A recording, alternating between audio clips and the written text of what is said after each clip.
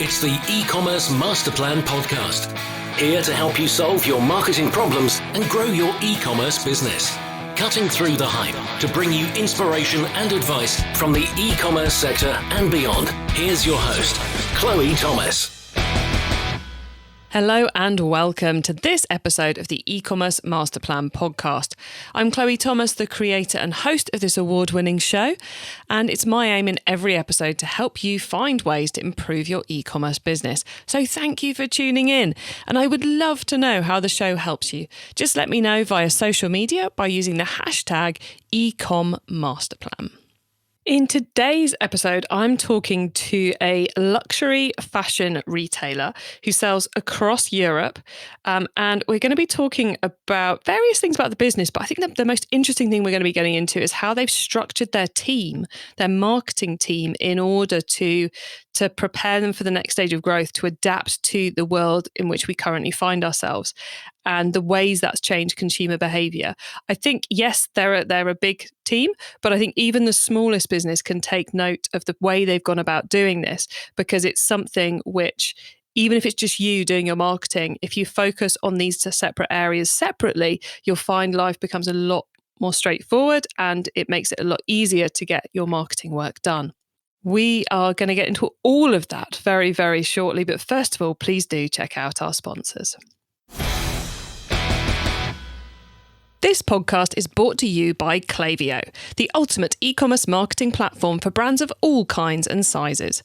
Whether you're an entrepreneur just starting out or you're part of a marketing team at a multinational brand, Klaviyo will give you everything you need to create memorable marketing moments, building customer relationships that keep shoppers coming back time and time again. Get started with a free account today. Visit klaviyo.com/masterplan. That's KLAVIYO.com/masterplan. Calling all online businesses. Want to see your KPIs skyrocket in 2021? You need to know exactly what you should be doing to adapt to an ever-changing industry, and you'll need real statistics that bring real results. Lucky for you, J7 Media, a Facebook marketing agency managing millions of dollars in Facebook ads every year, is offering you a free quick action guide featuring the latest trends and strategies you need to succeed. To discover their $1 million secrets, download their guide at experts.j7media.com/masterplan. And now to introduce today's special guest. Nicolas Metzke is the co-founder and CEO at Melvin Hamilton Digital, a high-end brand selling shoes and accessories. The brand's been around since 1988 and they launched online in 2012. The site sells around 80,000 shoes a year and annual sales are just over €7 million. Hello, Nicolas. Hello, Chloe. Thanks for inviting me. Oh, no, thank you for coming on. It's I always like to look at the person who's coming on's website before we do these, and I swear I nearly spent the next year's wages on your shoes this afternoon. So it's always a pleasure to have someone on whose products are so beautiful. But before we get into the products and the business and all of that, how did you yourself get started in e-commerce? Well, first of all, Chloe, thanks a lot for saying nice things about our collections. I'm happy to hear that. So how did I get into that? I would say that a lot of coincidence. I've been working in, let's say, in online media or in the internet for quite a bit.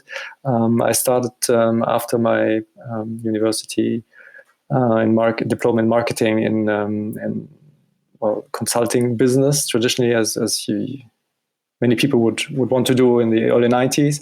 I had the opportunity to work for Apple for a few years. I spent 3 months in Cupertino at the headquarters of Apple, doing some replacement for somebody who went into sabbatical. And when I was walking through Palo Alto and Cupertino and so on, you figure out that so many people had their business plan under their arms and just talking about, those cool stuff and VCs working all over the place. So when I came back to Europe, I decided to leave Apple. It's still a company that I love pretty much, but I wanted to start my own business. And I came across people in Germany who started a startup just when I came back. We co-founded a company called Chow.com, which was a price comparison business back then.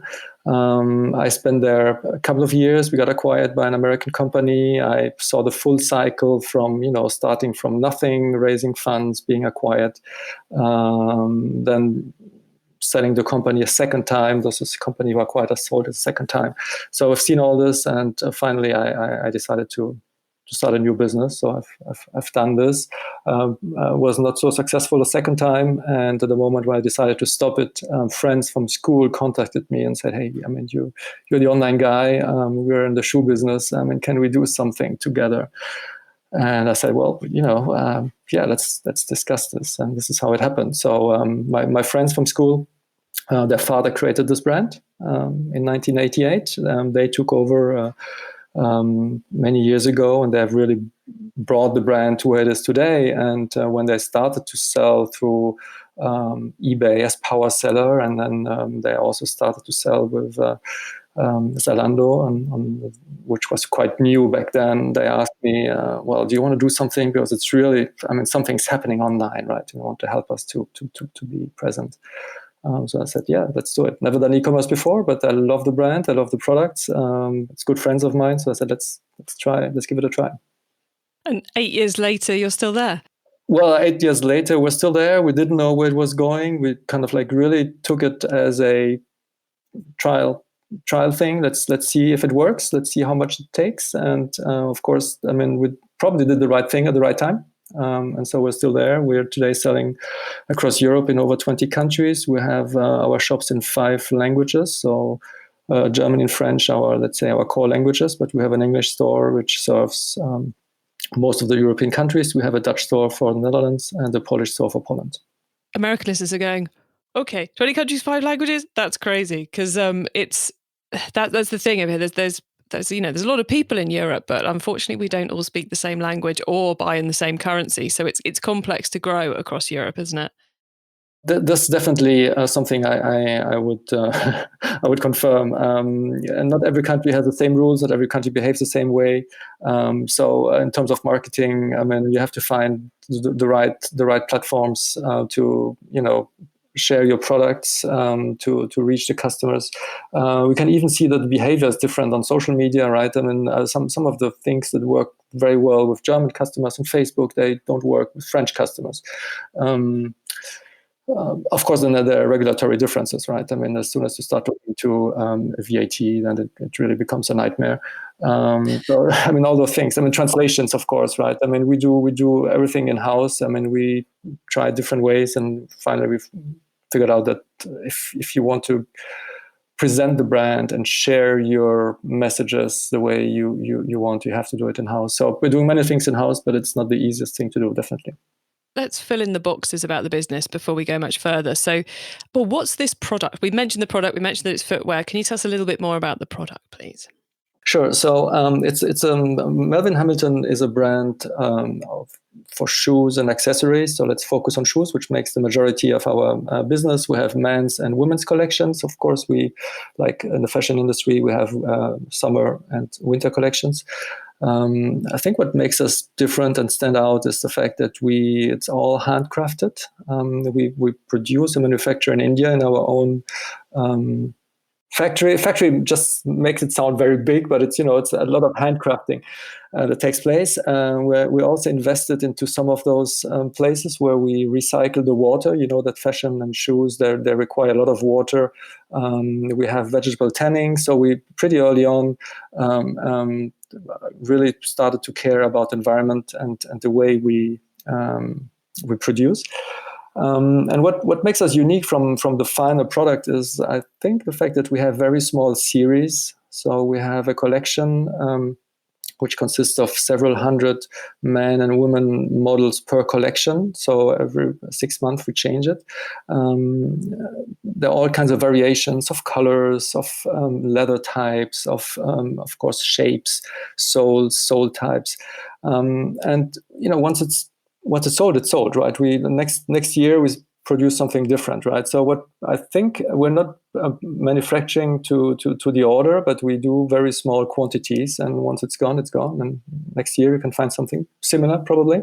So that's what makes us unique and what gives us a lot of fun every day. Yeah, because I think your shoes at first glance seem very traditional. And then as you dig through the website, the color options and the finishes and everything, they're very eclectic and very um, cutting edge potentially, or very unique. You know, you wouldn't want, if you buy a pair, you don't want anyone else to have it, do you? You don't want your friend to have the same shoes.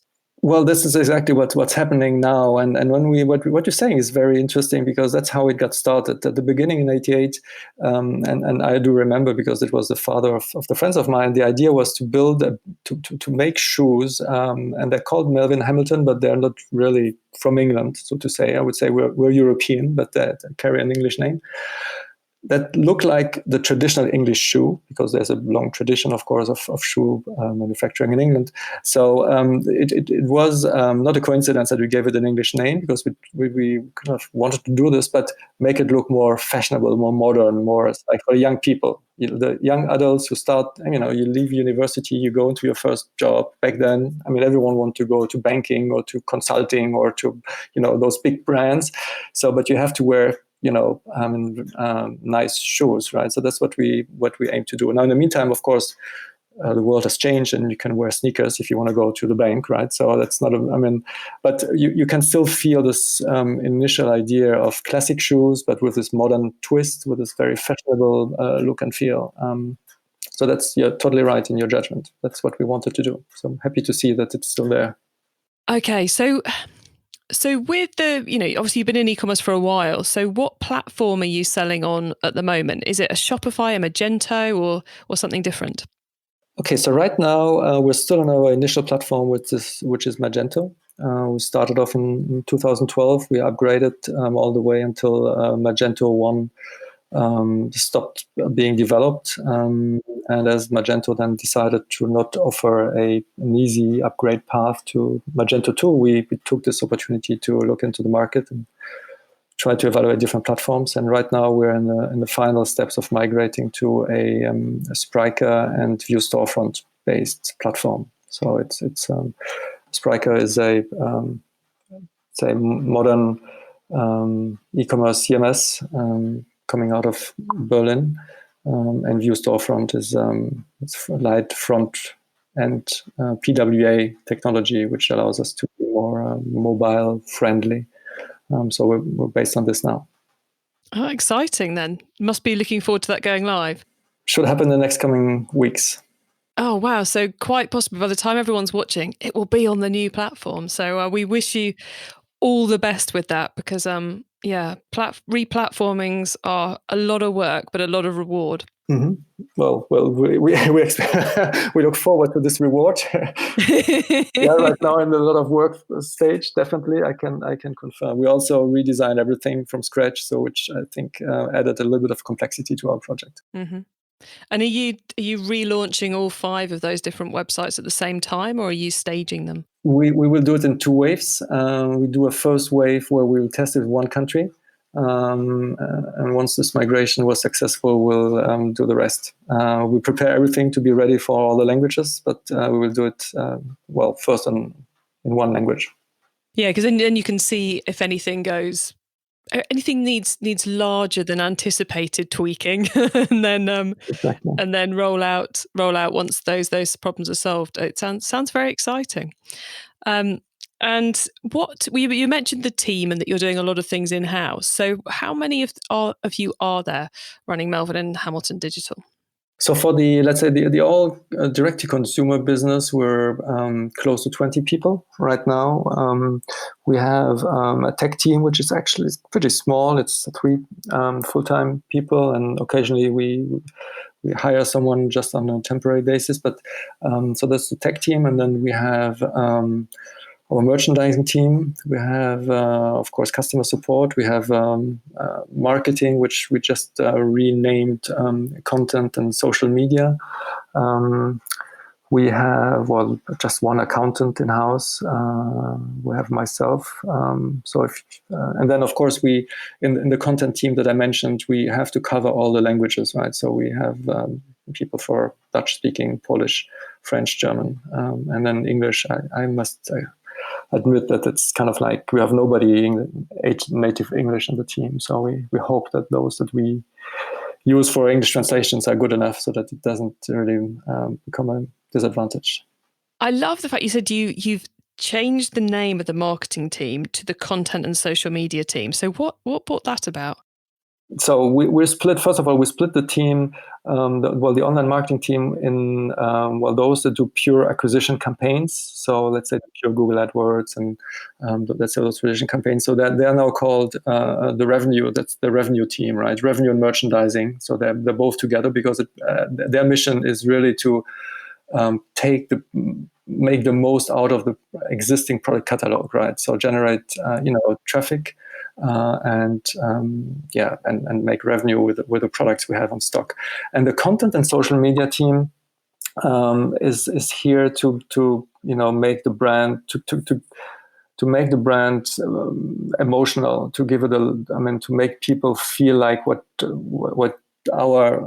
want to express something with our products, and we have many customers who really enjoy wearing our products, and then they share with us, that somebody asked them on the streets where they bought the shoes, and and they like it. So we try to make this content and social media team the team who is really here to engage people to be present in let's say the non-pure acquisition channels, right? We of course you can sell on Instagram and you can sell on Facebook, but it goes beyond pure traffic acquisition. That's really to build a relationship with people, and this is what this team is all about.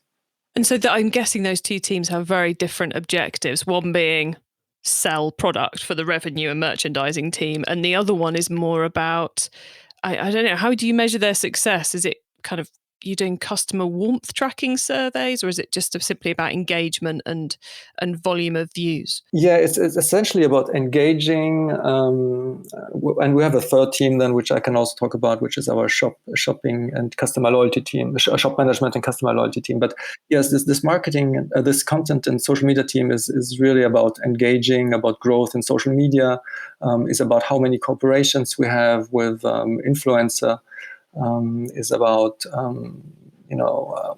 just the presence. It's a lot of qualitative stuff, right? We don't measure it so hard. We just we see how many shares we have and how the community grows. This is what we're looking at. And of course they need to produce content, right? So they also have a side mission, which is SEO. So they have to produce content to always be well positioned on the keywords that really make sense for our brand. So just to be clear, there's the three teams. We've got the customer acquisition and merchandising, who are getting the new customers in. We've got the content and social media team who are creating the engagement and the customer relationship. And then you've got shop management and customer loyalty who are getting those repeats.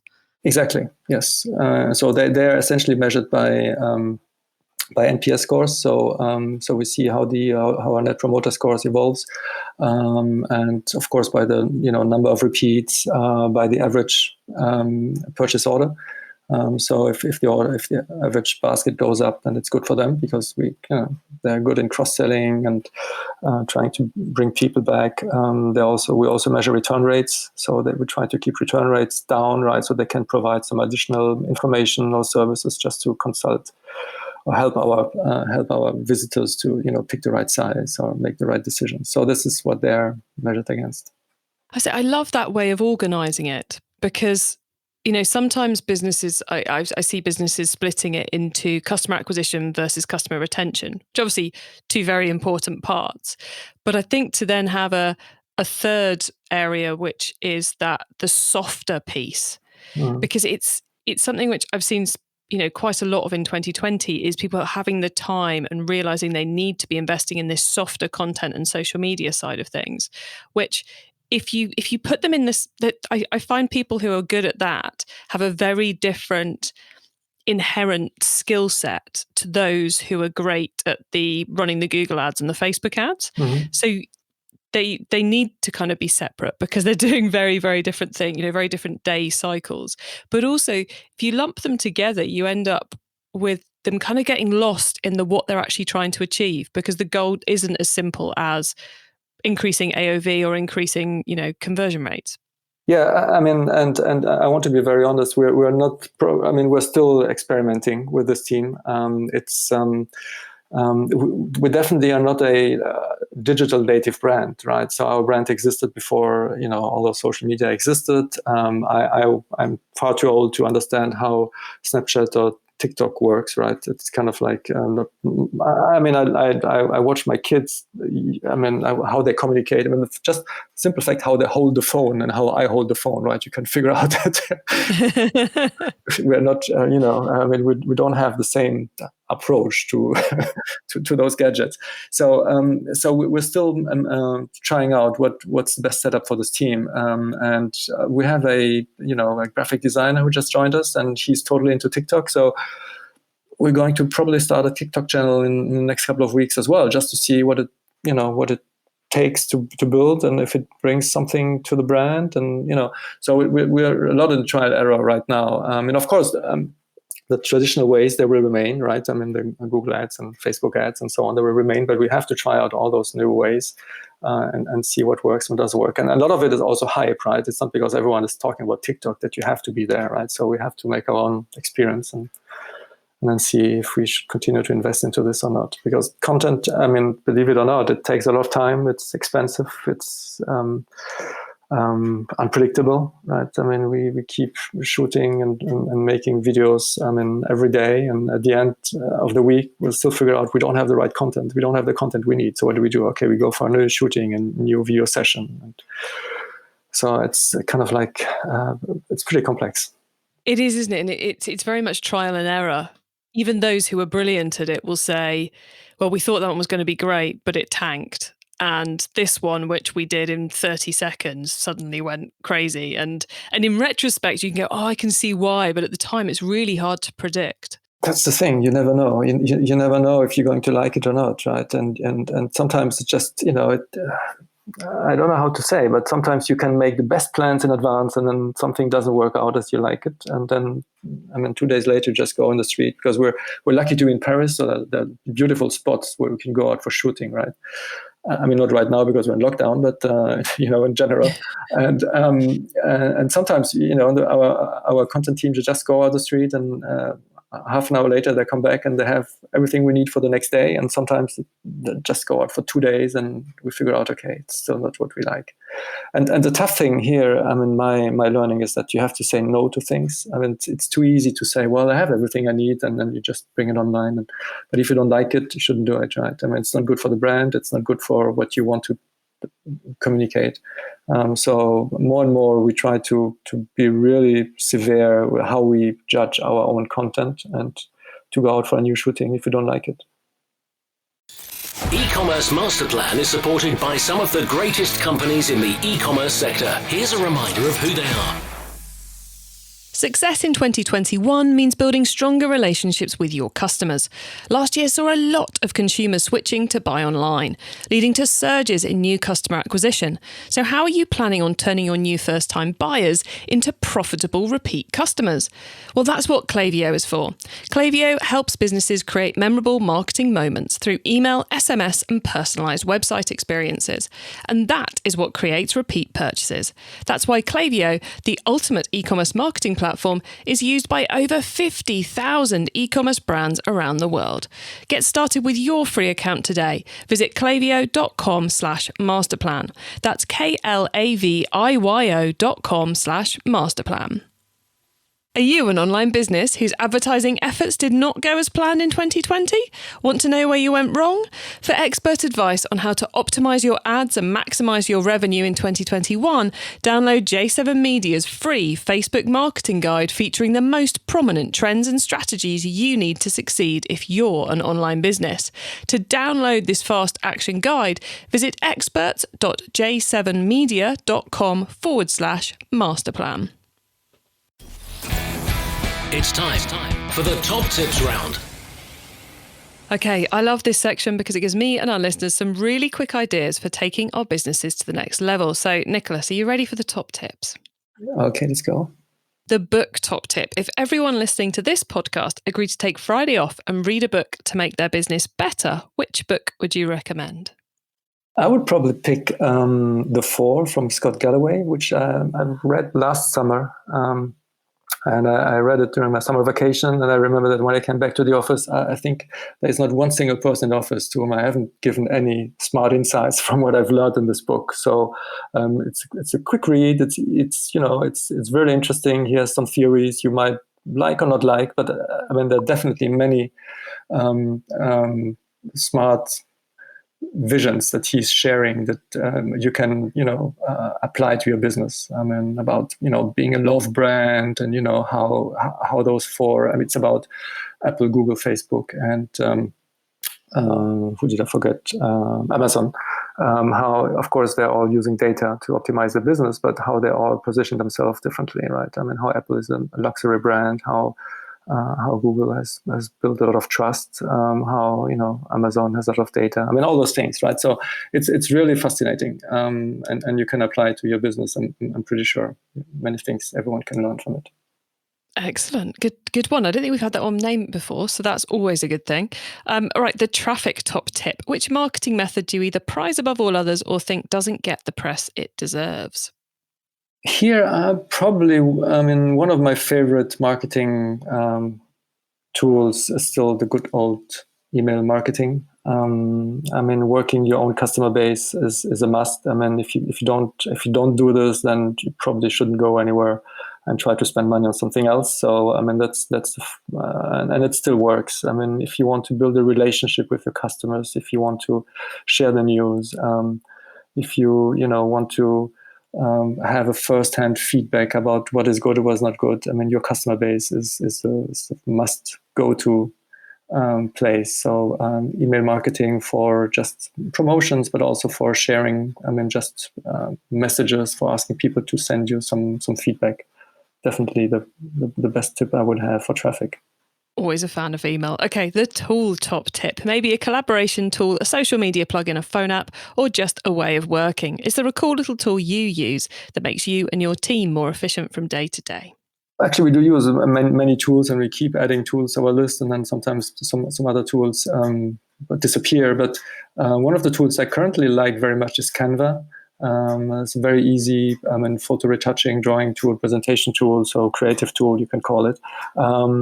So it helps us really to build nice creatives and to have them formatted just as we need them for social media, for all our communication methods, actually. So you don't have to be a Photoshop professional. I mean, if you're not Photoshop professional, then Canva is the right tool for you. Nice. Okay. And the growth top tip. If you met someone today who's focused on growing their e-commerce business from 100 orders per month to 1,000, what would be your number one tip for them? Well, here it probably depends on how quickly you want to grow.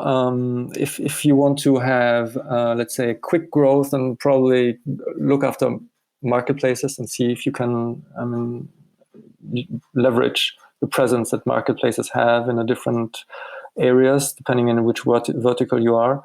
You can be Amazon, you can sell pretty much everything on Amazon, and there's always business to be made on Amazon.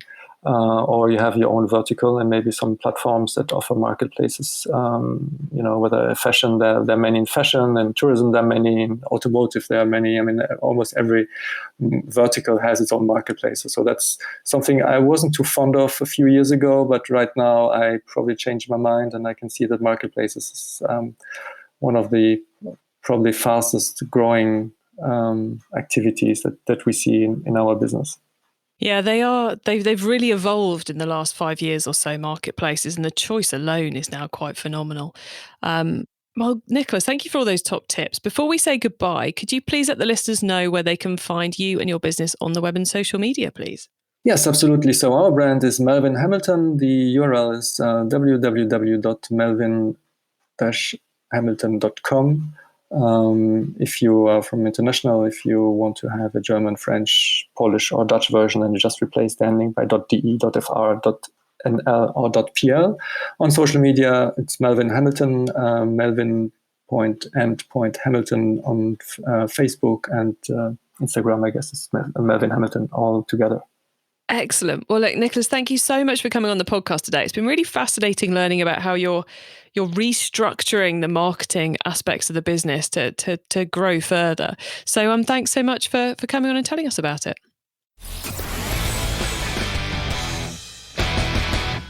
Really interesting there to see how, as a result of the changing consumer behavior we've seen during 2020, as a way of making it easier to manage a team remotely, Nicolas has gone about splitting his marketing department into those three key teams. One focused on the money-making, sales-driving acquisition route, so your Facebook ads, your Google ads, and so forth.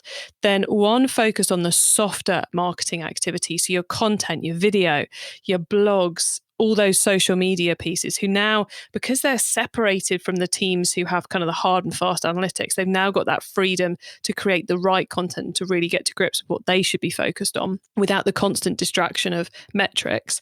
And then that third team, the customer loyalty and shop management team, who are getting focused in on the AOV, the cross-sells, the upsells, how the website's performing, and also then into getting those repeat purchases as well. And returns rate reduction as well, which of course is crucially important in the world of fashion.